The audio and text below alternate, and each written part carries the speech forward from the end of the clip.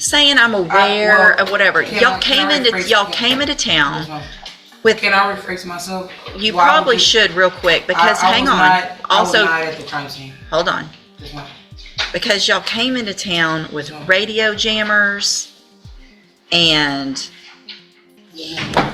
Good morning. You're Zullie Valicia. And Ms. Valicia, you were previously in court and entered a plea of guilty to burglary of a habitation, a second-degree felony.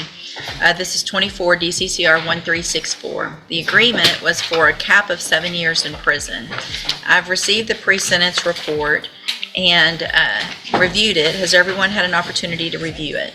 Yes, sure. Yes, sir, we have. Any additions or corrections? I've reviewed the PSI with Zullie. I know that obviously her version, the court has questions about that, and so I would allow her to address that if she does wish to move forward in hopes of obviously us arguing for the probation. So here's the thing. If you say you didn't do it, you don't get to say I didn't do it, but please give me probation, because then you're not accepting responsibility. So either you did it, what they charged you with, or you didn't. And doing it doesn't mean that you participated fully, and I'm sure Ms. Holmes has explained to you the law of parties in Texas and what that means.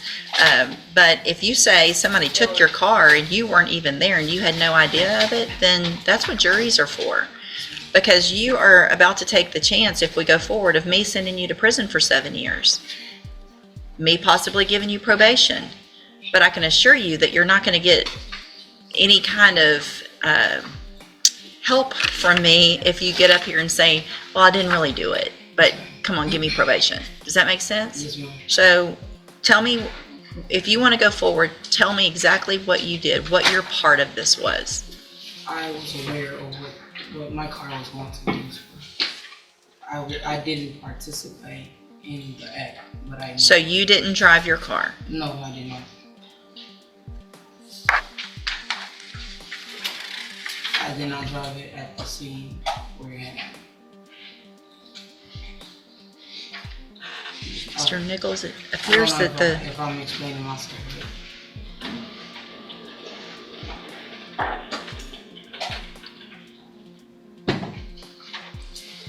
I think what she was trying to say, Your Honor, she wasn't present at the scene of the burglary, but let them use her car and I guess drove them close by. Because we know she was pulled over driving that vehicle on the way. I mean, there's cameras from Lieutenant Hudson's cameras that confirm that you were driving when you were stopped. Yes. With the other guy seated in the front seat. I was in town when it happened, but I was not at the scene. So yeah. So when did he get in your car? When they brought it to the crime scene, but I was not at the crime scene. I'm very confused. So she drove here. She took roads. She drove into town. She was aware of what was going to happen. You weren't aware of it. You drove in to be a part of. You knew. I mean, there's saying I'm aware of whatever. Y'all came into town. Can I rephrase myself? You probably should real quick because hang on. I was not at the crime scene. Hold on. Because y'all came into town with radio jammers and fully ready with medical mask and face mask and all this stuff to come in from out of town to do what you did here in our town. And so you weren't just riding along and then they said, oh, by the way, sorry you came with us, we're going to do this. Okay, well, I drove because I'm the one that had the license in case we got pulled over. Okay. I was not at the scene. So you brought them to do the crime. Yes, ma'am. It's not that hard to say. Yes, I didn't know how to rephrase myself. I'm sorry.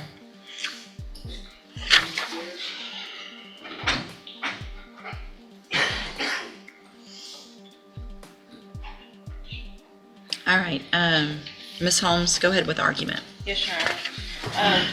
She does not have an extensive criminal history. As you can see, there is one prior looks like a theft of property, which she received 6 months state jail. And then there was a federal case as well back in 2020. Ms. Zullie is currently employed and working. She would like the opportunity to continue that with probation. She does care for family members as well, Your Honor, for a household. As indicated in the PSI, they do have her at a low risk level, which I believe is indicative that she would be successful on probation if given that opportunity. They've also stated in the PSI that they would like her to adhere to any mental health services and comply with those recommendations, as well as the moral recognition therapy program, and to obviously stay off of any premises in which this act was committed. To her credit, they did state that she did express remorse for the actions, and she felt embarrassed for her family and does regret that. Your Honor, it's also stated that based on her statements, history, and circumstances, she does appear remorseful and motivated to make positive changes, which I believe that she can do if given that opportunity on probation. She can get, obviously, up to 10 years, and if the court deems that, we are asking that she be able to do 10 years probation to give her that opportunity to show that she can be a productive member of society, and to possibly, if the court deems necessary, if she can have the opportunity at deferred probation to have that time to rehabilitate herself and to hopefully not have another felony conviction on her record. Mr. Nichols? Your Honor, I echo the sentiments of Detective Hudson and, Lieutenant Hudson. This wasn't just a crime of opportunity or one-off incident. This was an organized burglary that involved high technology, that involved planning, and a target of this individual's residence. They came in from Houston specifically to burglarize this home, and they did. And I think there's obviously, she flat out lied to the police about being there, driving. She claimed that her car had been reported stolen 2 days before this, even though she was stopped and is on video driving the morning of. So I think the 7 years is appropriate. I'll note for the court, the co-defendant got 10. At least one co-defendant got 10. I'm not sure on the others. But I think 7 years is appropriate, and given the instance of this case.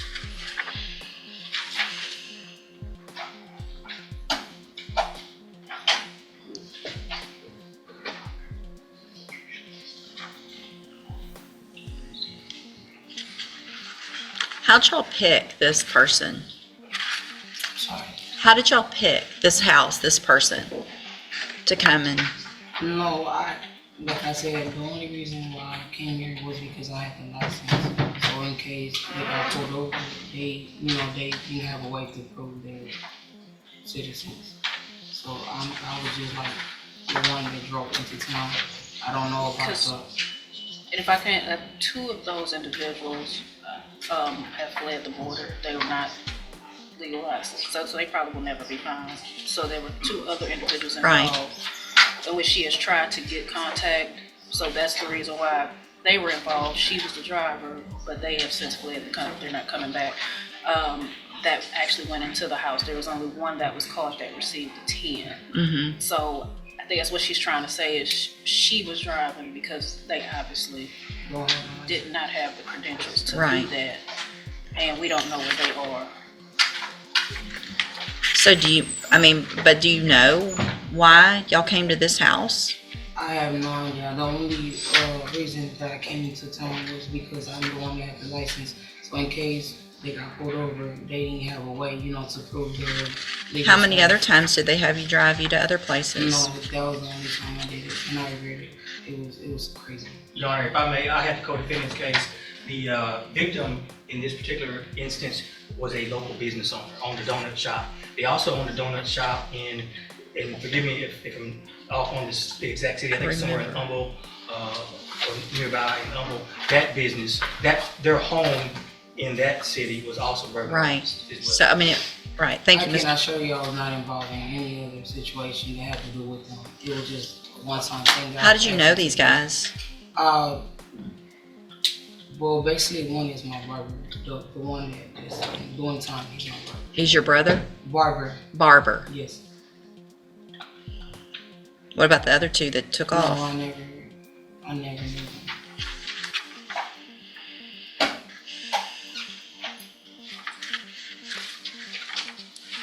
So where do you live now? I live in Houston, Texas. Yeah, Houston, Texas.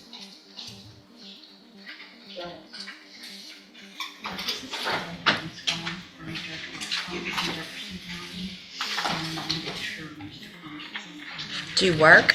It's Where- 50 hours a week. For what? For who? It's integral.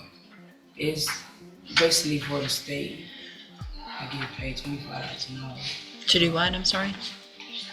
I don't know how to describe it. It's like solar panels. It's for the state. Okay. I have evidence as well. You have what? Evidence that I'm working there. Okay. Before that, I was working at a car wash, but they offered me more there.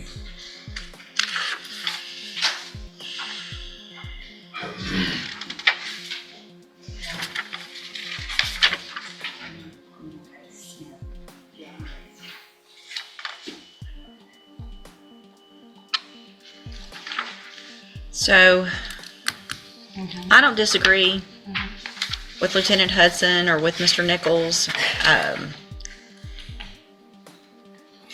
because of what happened and the targeted way that this happened. It does appear that the guys were probably in charge of most of this. You made a really, really stupid decision. Yeah. And I regret it. No.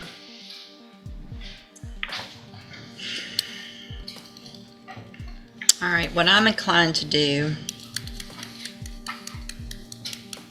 because what you're charged with is a second-degree felony. Yes, ma'am. So,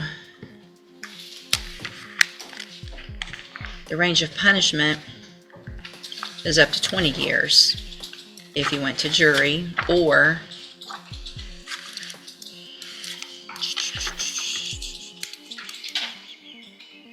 all right, here's what I'm going to do. I'm going to find that you entered your plea of guilty freely and voluntarily.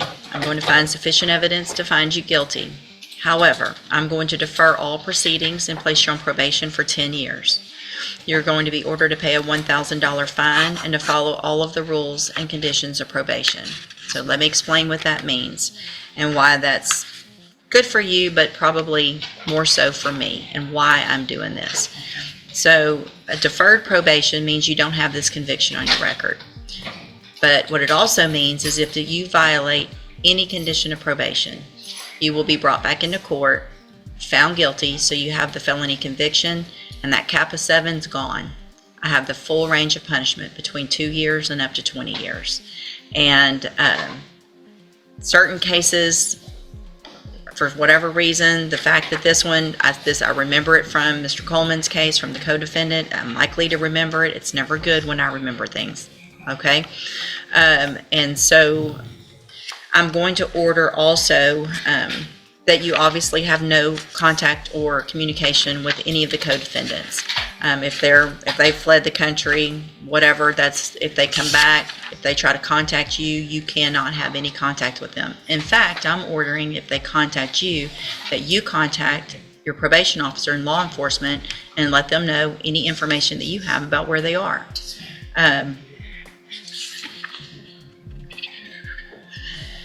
You will be, I want her on the medium-high caseload to start off with. It means you're going to be reporting more often, making sure you get off on the right track. I work like an hour from my house, so I leave the house at 2:30 and come back home at 2:30 in the morning. So talk to probation. I want you to work, okay? And so you need to get them documentation of your schedule, because there will be a curfew except for employment purposes. You'll be required to report in Harris County, but you're also going to be required to report by mail or online here. So you kind of have double duty. You've got to do it all.